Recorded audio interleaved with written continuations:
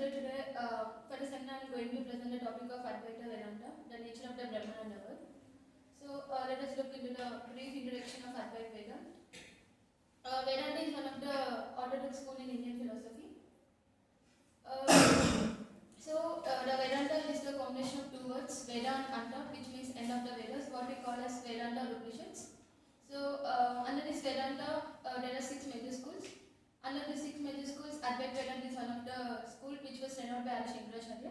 The term Advaita means that the reality is not two, it's only the one, that is the Brahman. And this Advaita is a non-dualistic school of Indian philosophy, and it was renowned by Shankaracharya. This school is primarily based on 3 texts, what we call it as Prasthana and Traya.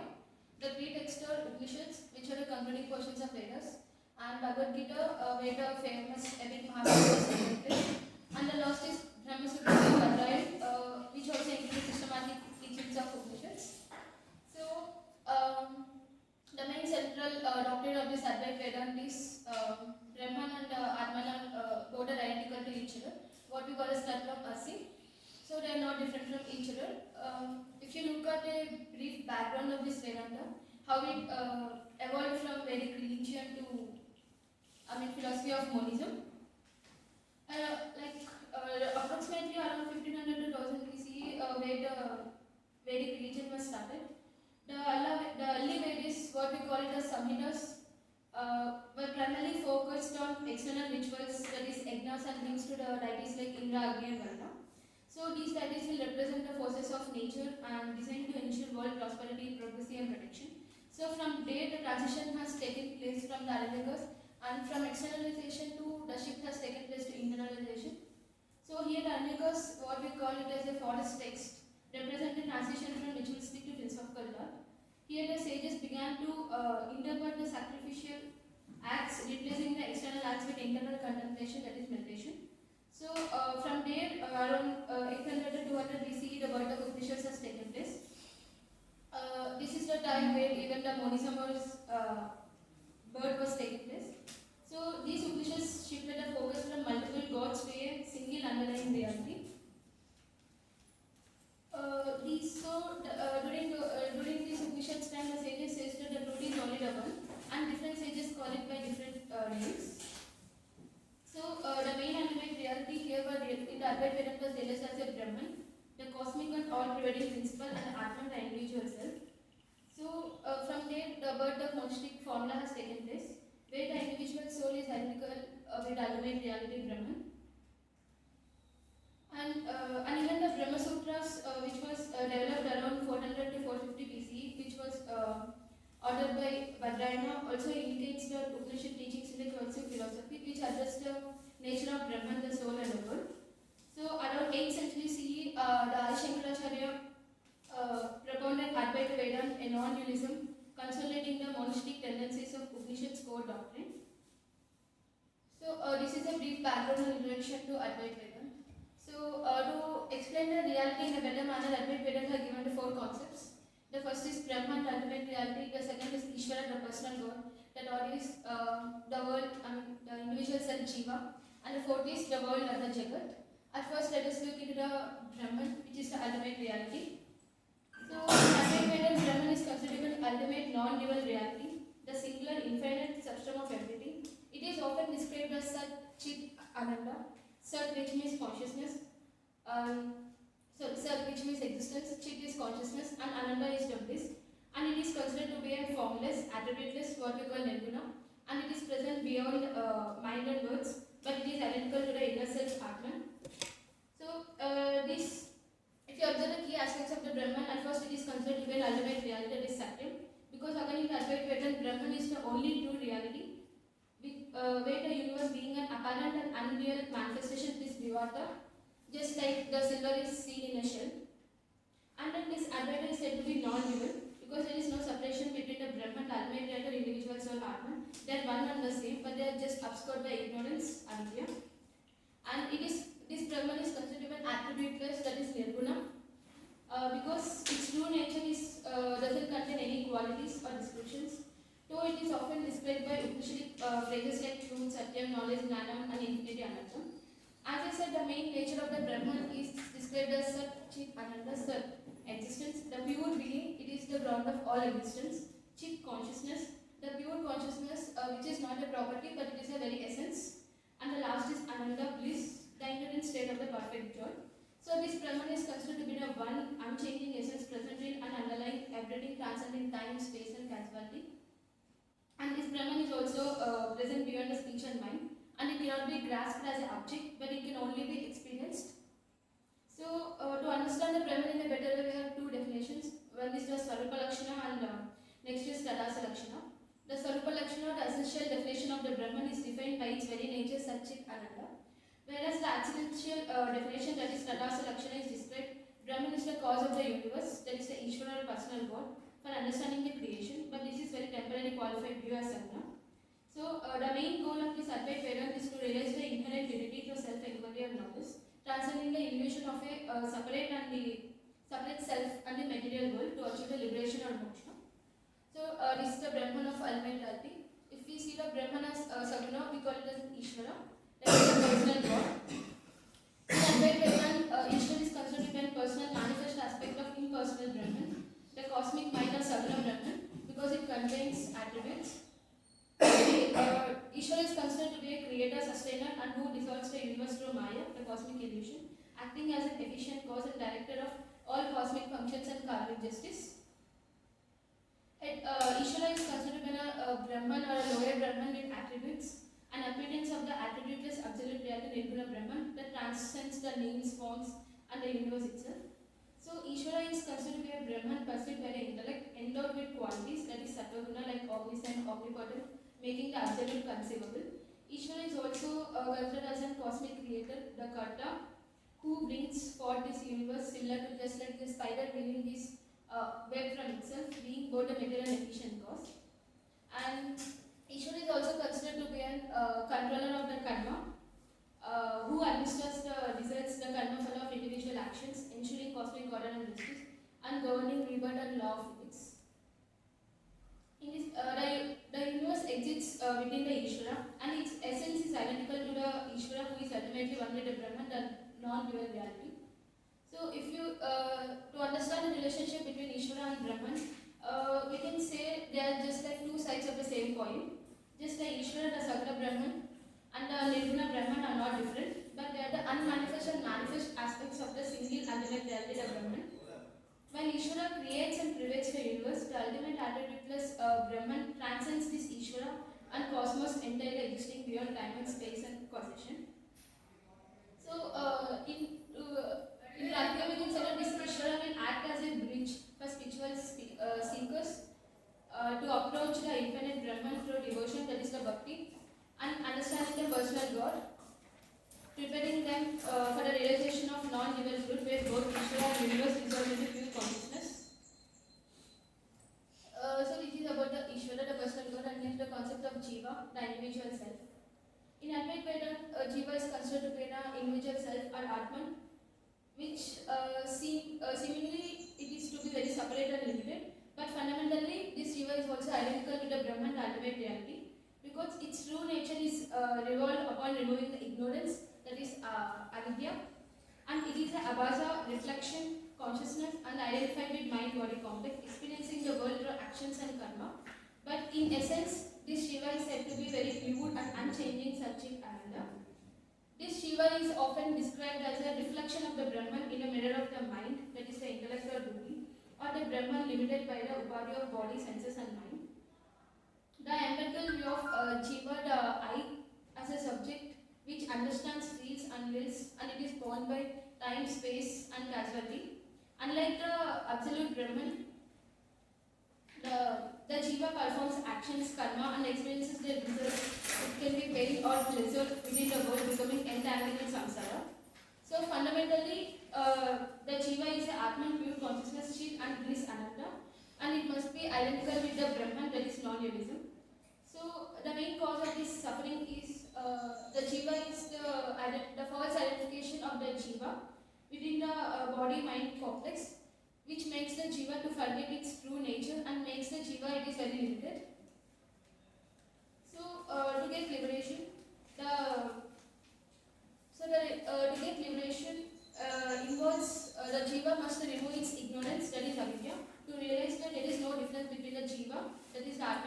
ultimate reality Brahman, transcending the limitations of the empirical self. Some of the metaphors used to indicate this Jiva is first is limitation theory, where the Jiva is the Brahman limited by space, time and causality. And next, Pratibimba Vada, that is the reflection theory. The Jiva is considered to be a reflection of the Brahman in the internal organ of mind. And last is appearance theory. Abhyasavada, Jiva is considered to be an appearance or semblance of the consciousness due to the ignorance of avidya. And then the fourth concept is the world, that is the Jagat.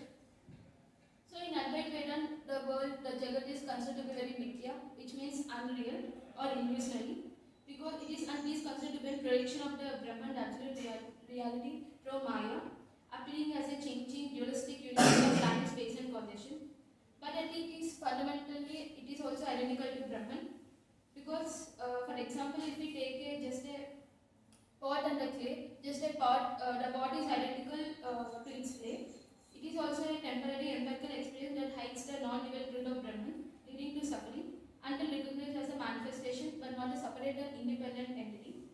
So the world seems to be very real, certain in our experience, but it lacks the ultimate reality, that is because it is very temporary and changing, and it ultimately dissolves into the Brahman, just like the mirage or dream. So the Jagat is non-existent, but the Brahman appearing in various forms, the names forms, because of the Maya illusion. So its existence and operation are entirely dependent on the Brahman. It is not an independent reality. It is totally contrast to Brahman, which is unchanging infinite consciousness, and Atman, the true self, which is Brahman. So the main source of this is the Jagat, the source of bondage, identifying the Jagat with the body and mind complex, which creates the illusion of separation of the Jagat from the Brahman, leading to suffering, that is samsara. So, to understand in a better manner, if you take an analogy of clay and pot, if we consider the Brahman is like a clay and the Jagat is like a pot or any vases or bracelets, these are just the forms it takes. Here we should understand that here the pot is not different from the clay. So similarly, the Jagat is also not different from the Brahman. It is dependent. Its existence is dependent upon the Brahman. So the main goal of his Advaita is the intellect should transcend this mithya or Maya illusion of the Jagat, realizing their underlying unity with the Brahman and achieving liberation, moksha from suffering. So to understand this world in a better way, they provided 3 degrees of reality in the world. The first is Paramatika, the ultimate reality. It is the highest and most fundamental level of truth. At this level, only Brahman will exist, which is very full, infinite, and it is not limited by any time, space, or causation.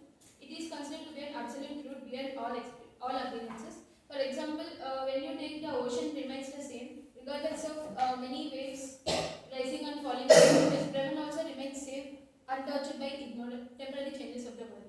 The second level is Vyavaharika level, the empirical reality. The everyday reality that we are living, we act and relate to the world. Here, the Jiva, the individual self, the Jagat, the world, and even the Ishvara, who is considered as a creator and sustainer, are experienced as real. It doesn't mean that everything is, the empirical reality that we are living is not completely unreal. It is real only in this Vyavaharika stage. But when you see it from this Paramatika level of reality, you feel that this Vyavaharika level is also unreal. And the last is Pratibhasika, the illusionary reality. This is considered to be the very lowest level of reality, because in this reality the things will appear to be real for a time, but later we discover it to be a false. For example, we can take dreams, mirages or illusions. For example, if you take in your dream, you're being chased by a tiger or something, but when you wake up to the reality, you will understand that it's a dream, it is unreal, and you know that it is unreal.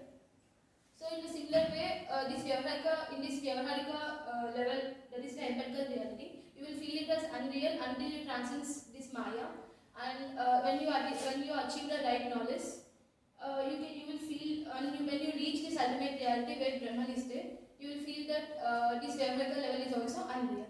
So these are the 4 fundamental concepts in Advaita Vedanta. And then let us look into the concept of Maya in Advaita Vedanta. In Advaita Vedanta, the Maya is considered to be a fundamental concept which which is essential for understanding the relationship between the absolute reality Brahman and the diverse world that we experience in the jungle. The Maya is considered to be an illusion, which is very more complex and profound physical. It is the cosmic power that makes the one unchanging Brahman appear as an pluralistic and ever-changing phenomenal world. The Maya has two functions. The first is Avana Shakti and Vikshepa Shakti. In Avana Shakti, it is the power of concealment. This is a function of Maya that reveals or conceals the true nature of the reality. It acts as a screen hiding the fact that Brahman is the sole undivided existence. The second is Vikshepa Shakti, the power of projection. After concealing the truth, Maya projects a false reality into the substrum of Brahman. It is this power that creates the world of names, forms, that is what we call Namarupa, with all distinctions and plurality. For example, if you take an Maricha character in Ramayana, Maricha changing into golden deer. Here in Avana Shakti, the Maricha's true nature is concealed, and in Vikshepa Shakti it is projected in the form of a golden deer. So the Maya has these two powers. And Maya is considered to be indescribable, which means anirvachaniya, because it cannot be kept in logical categories like real, that is sat, or unreal, asat. We cannot say it is not absolutely real because of the absence of the knowledge, vidya. Just as the dream appears, that just when the dream disappears after you wake up, the world that is projected by Maya will also disappear when you realize the ultimate reality of Brahman. And we cannot say it is not absolutely unreal because it is basis for all our empirical experiences and transactions. So the world will feel tangible and consistent as long as we are under this field. For example, we can take the mirages. If you observe a mirage, at a far distance you will feel that it's like a water, but it's not totally real because you cannot drink it. At the same time, you cannot say it is unreal because it is just an optical phenomenon of the light. And so if the world is ultimately Maya, then why do we experience this world as an real?